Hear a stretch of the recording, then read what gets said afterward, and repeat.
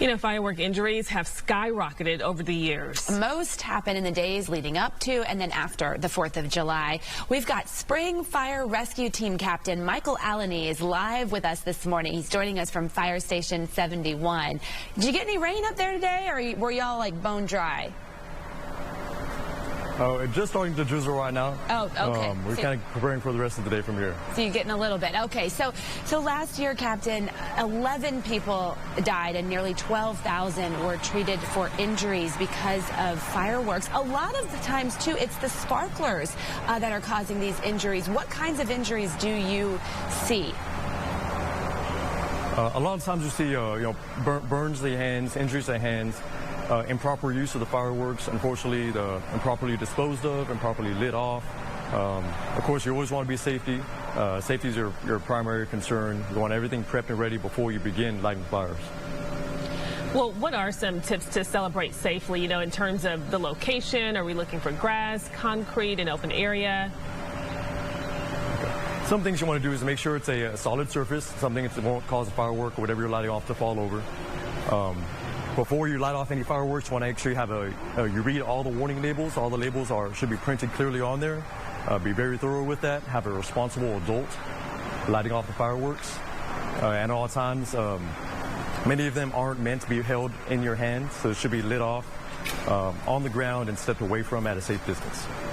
And this year, Captain, there's an extra warning because of the drought that we're in, and we've got so many of our surrounding counties, including Harris County, that is under a burn ban right now. Fireworks not allowed in most city limits. So what's your message to people out there who, fireworks are not banned under the burn ban, but what do you want people to know about our increased fire risk right now because of the drought? Especially with the drought, we have quite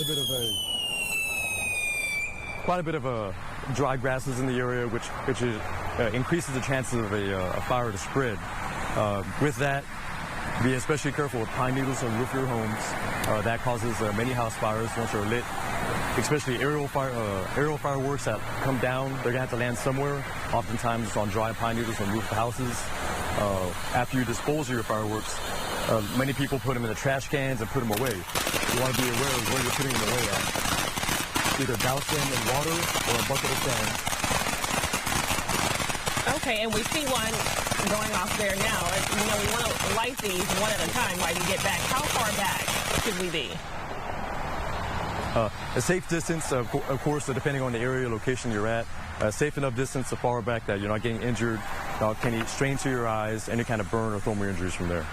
Okay, so use the common sense this year especially. Correct. And what about if it's a dud? Do you ever try to relight it, or is that when you say, okay, we got to move on to the next one? No, we recommend if you do encounter any kind of dud firework, leave it alone for at least 10 minutes. Don't touch it, don't attempt to relight it, discard it, and again, don't touch it for at least 10-15 minutes. And after it is safe after that, douse it with water or sand to ensure it's extinguished.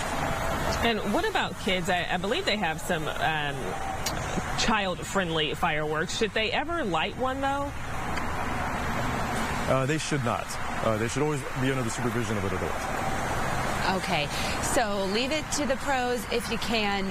This year is kind of the overall message that I'm hearing from a lot of fire marshals, a lot of fire officials, and just know the rules where you live. Again, fireworks banned inside most city limits. It's the unincorporated areas where it's usually allowed.